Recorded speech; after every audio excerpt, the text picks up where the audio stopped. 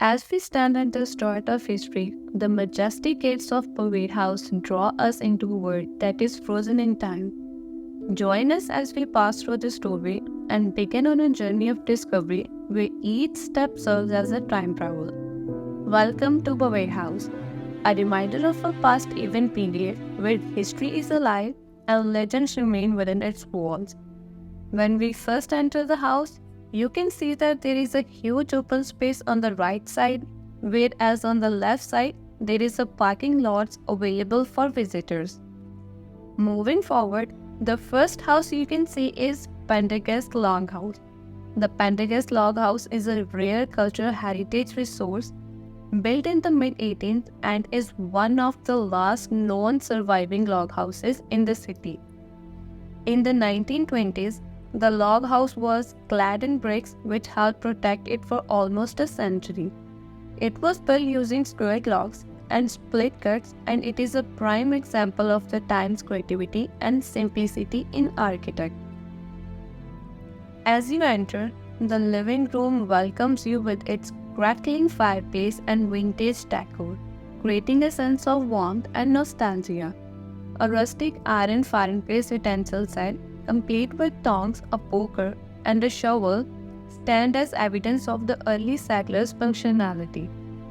The kitchen, equipped with traditional utensils and cookware, offers a glimpse into the food practices of early settlers.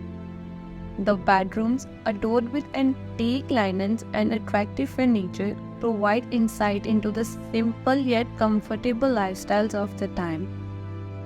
Early settlers were adept at optimizing limited space for storage and organization. The log house displays a collection of wooden chests, barrels, and shelves that held essential provisions such as flour, sugar, and preserves. Next, there is a spinning wheel, stands as a reminder of the importance of textile production within the household, where wool and flax would be spun into thread and yarn.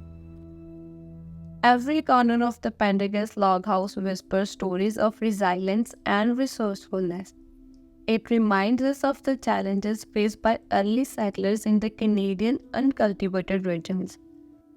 As a living heritage site, it educates and inspires visitors, fostering a deep appreciation of our shared history.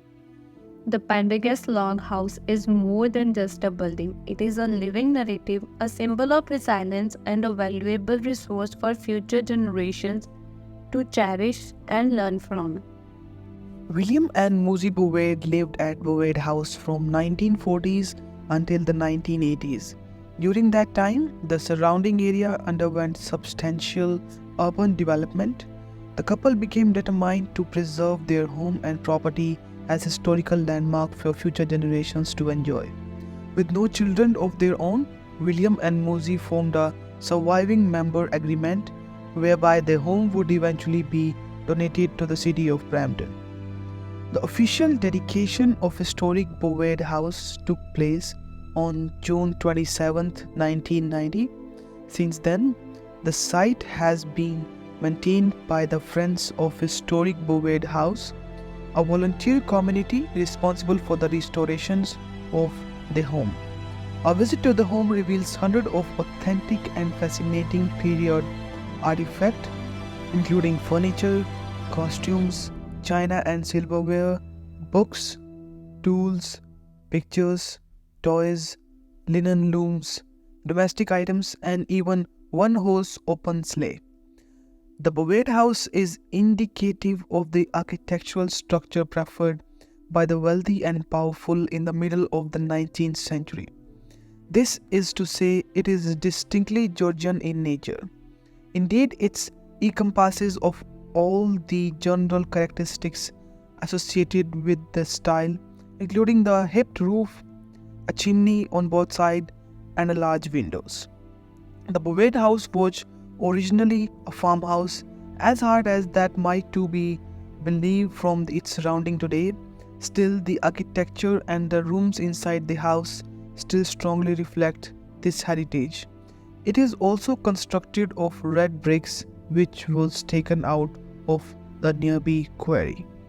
Coming to the floor plan, The outlay of the Bovaird house is typical of the 19th century farmhouse. The basic floor plan includes a main floor and a second floor with a cellar that was used for storage.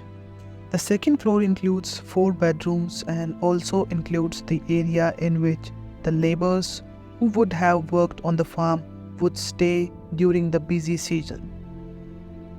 These quarters cannot be accessed through the main staircase and must be entered through a stairwell running up from the kitchen. The kitchen itself is located on the main floor along with the parlor, the carriage room, 2 smaller rooms which have served as bedroom in periods of high occupancy, the dining room and the main entryway. In the total, there are 5 fireplaces located in the house, including those in the parlor and the dining room.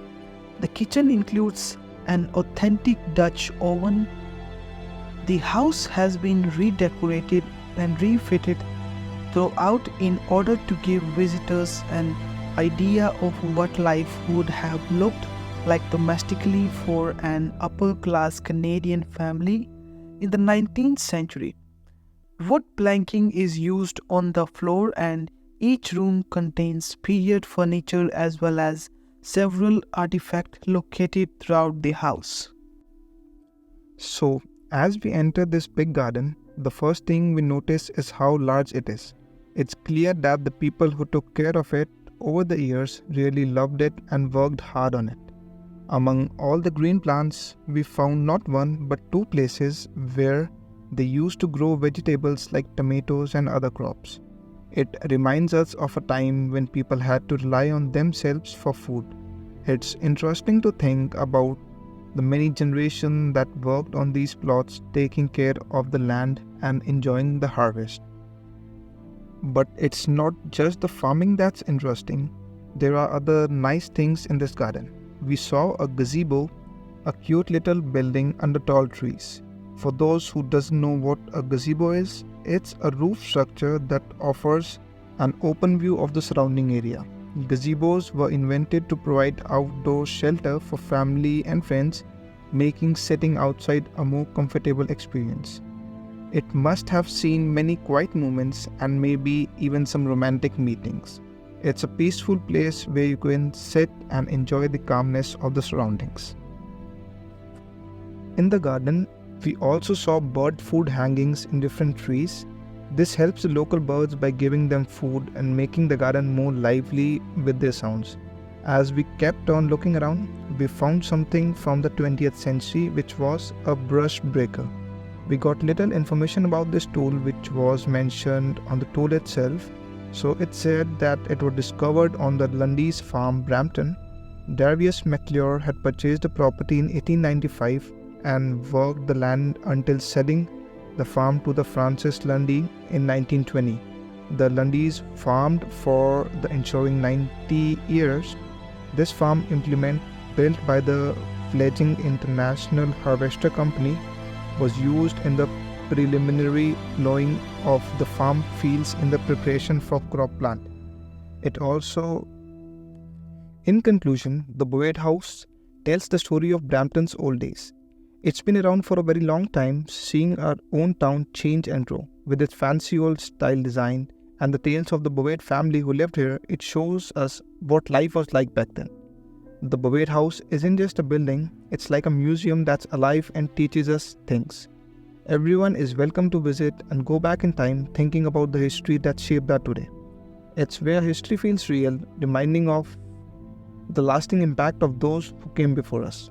We have an extra piece of information which we thought is the best way to end our documentary with. So, in 1985, following William's death, Moosey Bovaird sold the house and its surrounding property to the city for just $2. Worth several millions of dollars, this was an astonishingly generous bequest to Brampton and its residents. Mrs. Bovaird never cashed the check and it remains framed on the display at Bovaird House.